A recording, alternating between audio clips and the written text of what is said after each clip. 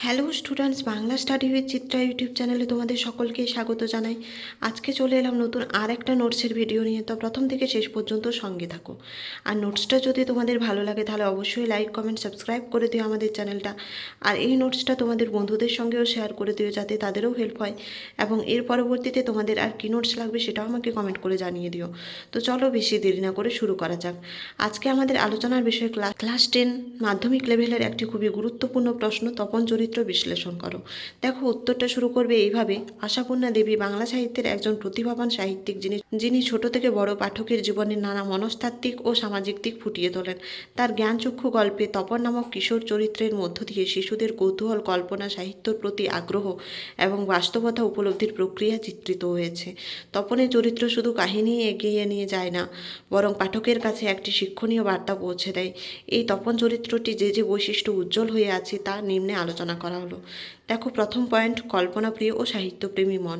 তপন ছোটবেলা থেকে সাহিত্য, গল্প ও লেখার প্রতি আগ্রহী। তার কল্পনা লেখকদের নিয়ে ভ্রান্ত ধারণায় ভরা ছিল।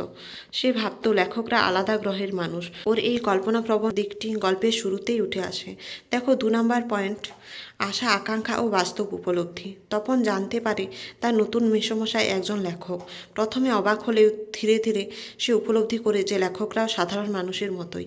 এই উপলব্ধি তার জ্ঞানচক্ষু খুলে দেয়, নিজের স্বপ্ন ও বাস্তবের পার্থক্য বুঝতে সাহায্য করে। দেখো 3 নম্বর পয়েন্ট, লেখা প্রকাশের আনন্দ ও হতাশা।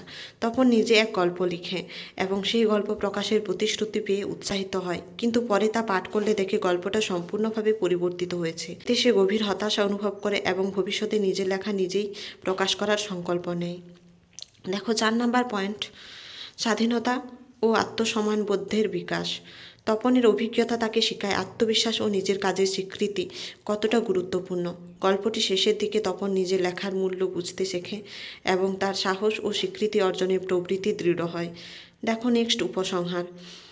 গল্প জ্ঞানচক্ষুতে তপনের চরিত্র শুধু একটি সাধারণ বালকের গল্প নয়, এটি স্বপ্ন, ভুল ধারণা, বাস্তব উপলব্ধি ও আত্মসম্মান বোধের বিকাশের গল্প। তপনের মননশীলতা ও অভিজ্ঞতা গল্পটিকে শিক্ষামূলক ও অনুপ্রেরণাদায়ক করে তোলে, যা পাঠকদের জীবনের গভীর শিক্ষা দেয়।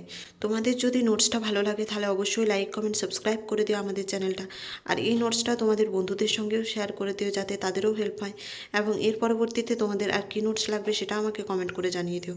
তো এর পরবর্তীতে দেখা হচ্ছে নতুন আর একটা নোটসের ভিডিও নিয়ে। ততক্ষণের জন্য সঙ্গে থেকো, পাশে থেকো। ধন্যবাদ।